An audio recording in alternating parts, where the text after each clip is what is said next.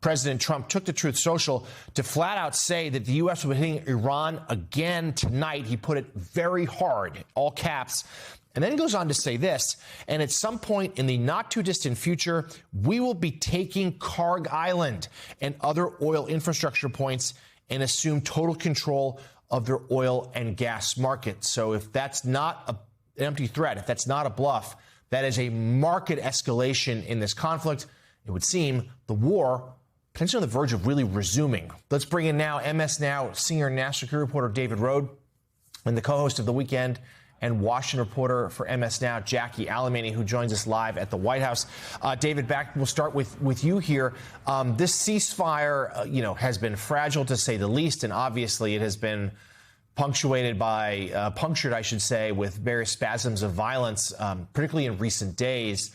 But this is the biggest wave yet since that ceasefire went into effect.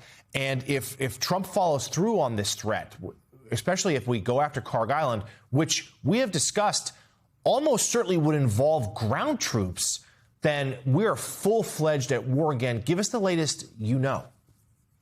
Yeah, look, if the president, there appears to be a change in strategy here. This is a much more aggressive posture than the past, where there were sort of, the Iranians would do something and the U.S. would retaliate, but not this intensely. Karg Island is a serious verbal threat. There are enough forces in the region for the U.S. to take Karg Island. There's special operations forces. There's a Marine Expeditionary Unit. That's about 2,000 Marines. And I think there's no doubt U.S. forces could take that island. The problem would be a barrage of drones and missiles that Iran could just keep hitting that island with. And I think there would unquestionably be casualties. And then separately, the threat to, again, saying, sign this deal or we're going to bomb you again tonight. That's an escalation as well. The 59 Tomahawk missiles was a serious number, but there's no reports that I've heard of the U.S. sort of striking power plants or bridges, the maximalist threat in the past. But this I'm going to hit you every night approach, and particularly, as you've correctly noted, we're going to take Karg, that's a major escalation. So, Jackie Alemany, let's go to you at the White House. What are you hearing from your sources, from White House officials?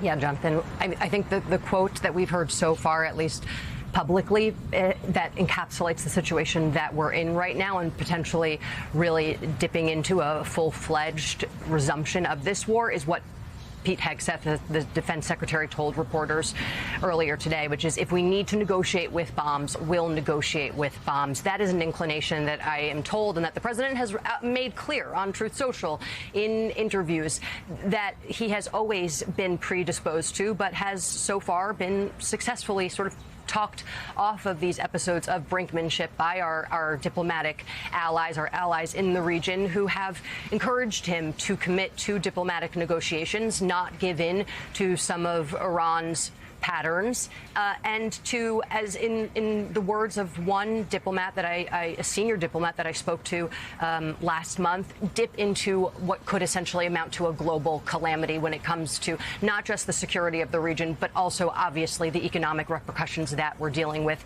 This is the president who has expressed his impatience with the pace of negotiations, despite being told by his own senior advisors, military leaders in briefings, conversations, some that have been shared publicly, some that have been reported about private conversations, that this is essentially what would happen, that there was no realistic, expeditious negotiation path here, and that it would take some time.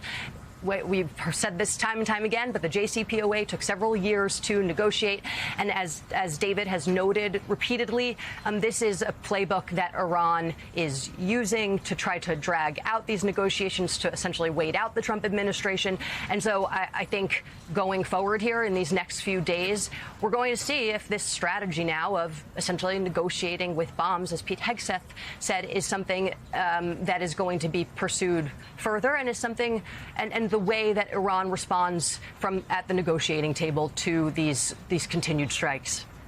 I just want to emphasize one thing here, which is that this is, at least from my read, the posture that the administration took at the beginning of the war.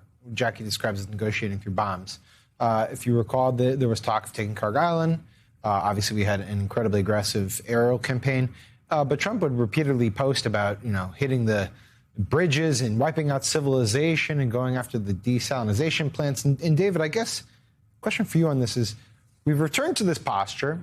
Didn't work the first time because the Iranians obviously responded with incredible regional hits and aggression of their own. They attacked neighboring countries in a way that I think took us off guard a little bit. And then, of course, those countries said, hey, can you not do this anymore? Is there a sense that the Iranians are just set back so far that they can't do that again? I mean, why is the administration going to this playbook after they had tried it already and it didn't work? I think it's more about the administration's own frustration about these high inflation numbers, about how this is all dragging on. And look, the Strait of Hormuz remains closed. The president talked about this. We don't have this secret operation, yes, which was at best, he said, and I think it's likely true. 200 tankers made it through over a month. Right. Every day there was 130 tankers going through the strait. So that secret operation isn't solving anything. We don't know where the Iranians stand. They are under a lot of pressure, but every time Trump has threatened them militarily, they have responded with an even higher escalation on their side. Our colleague Ayman Mohyeldin, he's talked to a senior Middle East official this morning. He said, this official said they were close to a deal before these strikes, and they're pushing to try to get everything back on track this morning. But we don't know. But definitely Trump is now escalating, and the Iranian response has been and it's not to attack U.S. forces. No. It's to hit pipelines, refineries, the Kuwait airport. And that's where there isn't enough of a defense in those countries or even the U.S. to stop every Iranian drone. And I do think it's important to emphasize this. As Sam just said, we've been to this part before, the bombardment. This happened before, earlier in the war, and it wasn't effective. The issue is, will Trump take another step? Will he indeed target the infrastructure, the power plants, the water plants of Iran? Will indeed he commission ground forces, which likely would be needed to seize Karg Island? He's been very reluctant to do that because of the potential dangers and the political cost that would come with it. So if he's not willing to go there, and he very well may not, this may not budge the conflict unless indeed Iran is so weak it can't hit back like it could before. But it is an interesting development here these last couple of days because Trump so clearly wanted the ceasefire to persist. He did not want any sort of hostilities to resume. Well, they have, at least in a somewhat limited way now. So we will be watching this as the day and weeks ahead we go forward. But